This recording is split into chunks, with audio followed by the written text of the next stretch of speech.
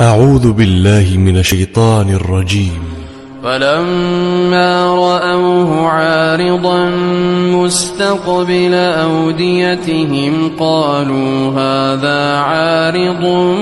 ممطرنا بل هو ما استعجلتم به ريح فيها عذاب أليم تدمر كل شيء بأمر ربها فأصبحوا لا يرى إلا مساكنهم كذلك نجزي القوم المجرمين ولقد مكناهم في ماء مكناكم فيه وجعلنا لهم سمعا وأبصارا وأفئدة فما أغنى عنهم سمعهم ولا أبصارهم ولا أفئدتهم من شيء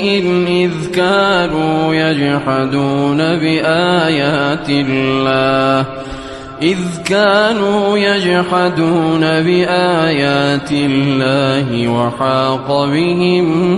ما كانوا به يستهزئون ولقد أهلكنا ما حولكم من القرى وصرفنا الآيات لعلهم يرجعون فلولا نصرهم الذين اتخذوا من دون الله قربانا آلهة بل ضلوا عنهم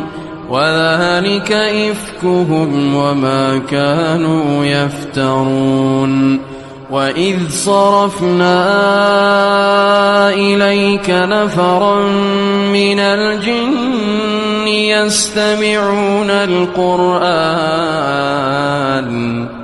فلما حضروه قالوا أنصتوا فلما قضي ولوا إلى قومهم منذرين قالوا يا قومنا إنا سمعنا كتابا أنزل من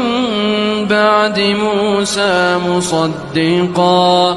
مصدقا لما بين يديه يهدي إلى الحق وإلى طريق مستقيم يا قومنا أجيبوا داعي الله وآمنوا به يغفر لكم من ذنوبكم ويجركم من عذاب أليم ومن لا يجب داعي الله فليس بمعجز في الأرض وليس له من دونه أولياء أولئك في ضلال مبين أولم يروا أن الله الذي خلق السماوات والأرض ولم يعي بخلقهن بقادر على أن يحيي الموتى بلى إنه على كل شيء قدير ويوم يعرض الذين كفروا على النار أليس هذا بالحق قالوا بلى وربنا قال فذوقوا العذاب بما كنتم تكفرون فاصبر كما صبر أولو العزم من الرسل ولا تستعجل لهم كأنهم يوم يرون ما يوعدون لم يلبثوا إلا ساعة من نهار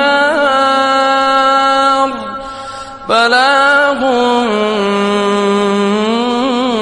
فهل يهلك إلا القوم الفاسقون.